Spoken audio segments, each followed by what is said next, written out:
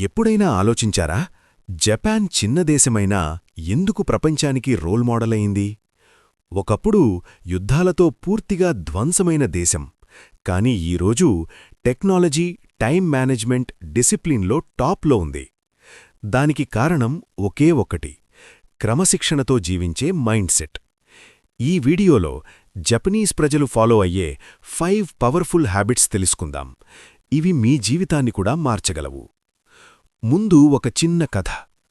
జపాన్లో ఒక వృద్ధులు ఉన్నాడు. అతను ప్రపంచంలోనే బెస్ట్ సుషీ చెఫ్లలో ఒకరు. వయసు 90 దాటినా ఇంకా ప్రతిరోజూ అదే డెడికేషన్తో పనిచేస్తూనే ఉన్నాడు. ఒకరోజు ఎవరో అడిగారు, ఇంత వయసులో కూడా ఎందుకింకా పనిచేస్తున్నారు? అతను సింపుల్గా చెప్పాడు, నిన్నకంటే ఈరోజు కొంచెం బెటర్ అవ్వాలి అనిపిస్తోంది. అదే జపనీస్ తత్వం. వాళ్లకు పని ఒక భారంగా కాదు, ఒక సాధనలా ఉంటుంది. ఇప్పుడా మైండ్ సెట్ ఎలా అలవాటు చేసుకోవాలో చూద్దాం. 1. ఇకిగాయ్. ప్రతిరోజూ లేవడానికి ఒక బలమైన కారణముండాలి. చాలామంది ఉదయం లేవగానే మళ్లీ ఇదే రొటీన్ అని అనిపిస్తుంది.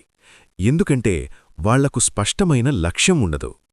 మీకు ఏ పని ఇష్టం? ఏ పనిలో మీరు బాగా రాణించగలరు?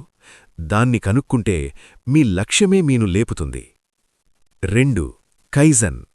చిన్న చిన్న మార్పులతో పెద్ద ఫలితాలు. ఒక్కసారిగా పెద్ద రిజల్ట్స్ రావాలని ఆశపడితే నిరాశ తప్పదు. రోజుకి 1% ఇంప్రూవ్ అవ్వండి. రోజుకి 1 పేజైనా చదవండి. ఒక చిన్న స్టెప్ అయినా వెయ్యండి. కాలక్రమంలో అది పెద్ద మార్పవుతుంది. 3. Pomodoro technique. ఫోకస్ పెంచడానికి బెస్ట్ టెక్నిక్. 25 నిమిషాలు పూర్తి ఫోకస్తో పనిచేయండి. తర్వాత 5 నిమిషాలు బ్రేక్ తీసుకోండి. ఇలా చేయడం వల్ల డిస్ట్రాక్షన్స్ తగ్గుతాయి, పని వేగంగా పూర్తవుతుంది. 4. హారా హాచిబూ. 80% వరకు మాత్రమే తినడం. మనకు అలవాటు పూర్తిగా తిని అలసటగా ఉండడం. కాని జపాన్లో వాళ్లు కడుపు పూర్తిగా నింపరు. దాంతో వాళ్లు రోజంతా యాక్టివ్గా ఉంటారు. 5. షోషిన్. ఎప్పుడూ నేర్చుకునే మనసు. కొంచెం సక్సెస్ వచ్చిన వెంటనే చాలామంది నేర్చుకోవడం ఆపేస్తారు.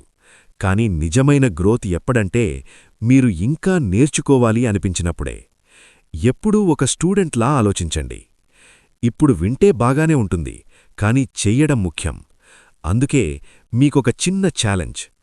రాబోయే 7 రోజులు మీరు చెయ్యాలనుకుంటున్న ఏదైనా పని తీసుకోండి. రోజుకి కనీసం 5 నిమిషాలు చెయ్యండి, కాని ఒక్క రోజు కూడా మిస్ కాకండి.